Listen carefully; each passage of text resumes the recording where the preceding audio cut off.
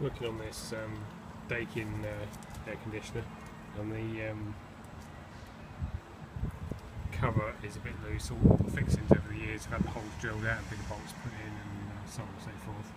But we're going to put this threaded rivet in there. It's M6, I think. So we've drilled the hole out. That's a bit of a tight fit. We've got this little device here.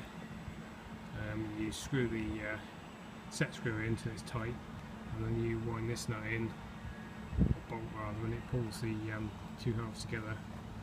And as it does that, it pulls that in, which sets the rivet. Well, I've got that installed in there. That's just finger tight.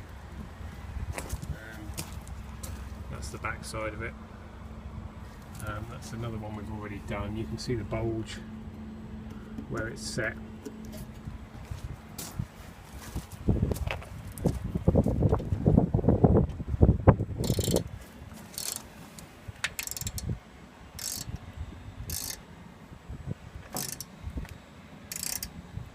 Really need two hands for this.